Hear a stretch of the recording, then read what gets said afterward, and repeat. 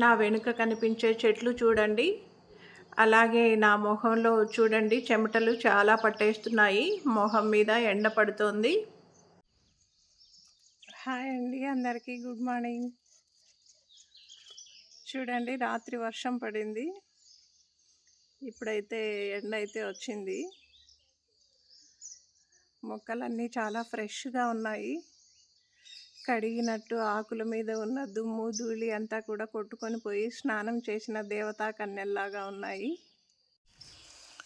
ఇక్కడ చూడండి, ఇది కనిపించే తీగ కర్బూజా తీగ. ఇంట్లో తిన్న కాయలు ఇక్కడ పడేస్తే విత్తనాలు అవి మొలకెత్తాయి.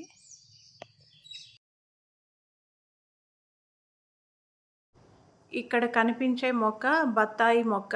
చూడండి, చిన్న చెట్టునే కాయ కాసింది. ఇప్పుడు వచ్చే హైబ్రిడ్ చెట్లన్నీ కూడా ఇలా చిన్న చెట్లకే కాయలు కాసేస్తున్నాయి. మేము చిన్నప్పుడైతే బత్తాయి తోటల్లో చాలా పెద్ద చెట్లు అయిన తర్వాతే అవి కాయలు కాసేవి. ఇప్పుడు అన్ని పండ్లు పంటలు హైబ్రిడ్ రకాలు వచ్చేసాయి కదా. చిన్న మొక్కలే తక్కువ కాలంలోనే ఇవి కాపుకొచ్చేస్తాయి. ఇవి పెద్ద చెట్లు కావు, ఒక 4-5 అడుగులు అట్లా అవ్వచ్చేమో.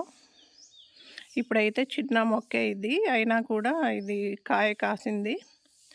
ఈ మధ్య నాటాము, ఇంకా పెరుగుతుంది. ఇది ఒక 4-5 ఫీట్స్ వరకు పెరగచ్చు. ఈ కర్బూజా తీగలో చిన్న చిన్న పిందెలు వస్తున్నాయి. చూడండి, ఇక్కడ చిన్న పిందెలు కనిపిస్తున్నాయి అక్కడక్కడ. తీగ అయితే ఇంతవరకు పాకింది. ఇంకో 4-5 రోజుల తర్వాత చూస్తే చూడండి, కాయ సైజు పెరిగింది కదా. ఇక్కడ కూడా ఒకటి ఉంది.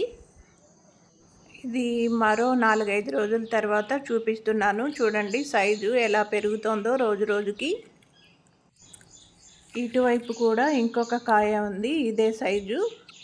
మిగతావన్నీ చిన్న పిందెలు, అవి ఇంకా పెద్దవి కావు. ఏవైతే మొదట పెద్దగా అవుతాయో అవే ఇంకా పక్వానికి వస్తాయి, కానీ ఆ పిందెలు మిగతావి రాలిపోతాయి. ఎంత బాగుందో కదా, చాలా ఫ్రెష్గా కనిపిస్తోంది. ఇంట్లో పెరిగే మొక్కలు కానీ ఆ మొక్కలకి కాసే కాయలు కానీ చూస్తుంటే చాలా ఆనందంగా ఉంటుంది కదా. చూడండి చెట్టు ఎంత పచ్చగా నిగనిగలాడుతుందో. ఆకుపచ్చని మొక్కల్ని చూస్తే కంటి చూపుకి కూడా చాలా మంచిది. ఆకుపచ్చదనం ప్రశాంతతకు చిహ్నం కదా. అందుకే డాక్టర్లు కూడా ఆపరేషన్ చేసేటప్పుడు పేషెంట్ యొక్క మనసు ప్రశాంతంగా ఉండాలని గ్రీన్ కలర్ డ్రెస్ వేసుకుంటారు. ఇంకొక రోజుకి చూడండి ఎంత సైజు పెరిగిపోయిందో. చూస్తూ ఉండగానే అలా పెరిగిపోతున్నాయి. ఇక్కడ కూడా ఒక పిందె ఉంది, అయితే ఇది ఇంకా పెద్దది కాదు. ఇక్కడ ఒక పిందె ఉంది, ఇవి రాలిపోతాయి. ఈ కాయలు పండి పక్వానికి వస్తే ఇంకా చెట్టు కూడా వాడిపోతుంది. ఎండలకి ఫ్లోర్ వేడెక్కుతుంది కదా, అందుకని కాయకు కూడా వేడి తగలకుండా కింద న్యూస్ పేపర్ పెట్టాము. చారలు కలిగిన ఈ కర్బూజా చూడండి ఎంత ప్రశాంతంగా ఉందో చెట్టు నీడలో. ఈ కాయకు కూడా మట్టిలో నుంచి తీసి పక్కన న్యూస్ పేపర్ పెట్టి పెట్టాము. మట్టిలో ఉంటే అది కుళ్ళిపోతుంది కదా అని. కానీ ఒక బాధాకరమైన వార్త ఏంటి అంటే, ఈ వీడియో తీసిన తర్వాత మళ్ళీ తీయలేదు నేను. ఎందుకంటే ఆ కర్బూజా కాయల్ని ఎవరో దొంగలు కోసుకెళ్లారు. ఒకరోజు ఒకటి, మరొక రోజు ఒకటి. ఆ తర్వాత ఆ ఖాళీగా ఉండే చెట్టును కూడా నేను చూపించలేకపోయాను. నాకు చాలా బాధేసింది. 2 నెలలంతా కష్టపడి పెంచుకున్నాము, చివరికి అది దొంగల పాలైపోయింది.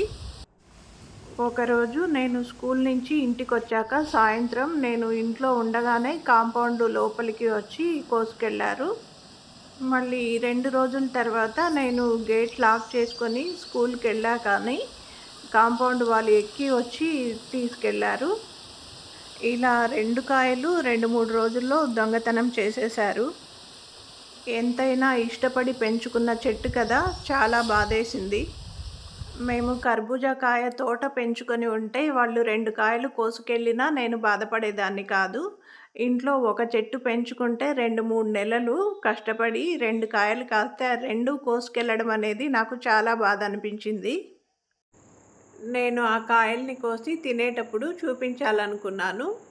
కానీ ఇలా అయిపోయింది. ఏం చేస్తాం చెప్పండి?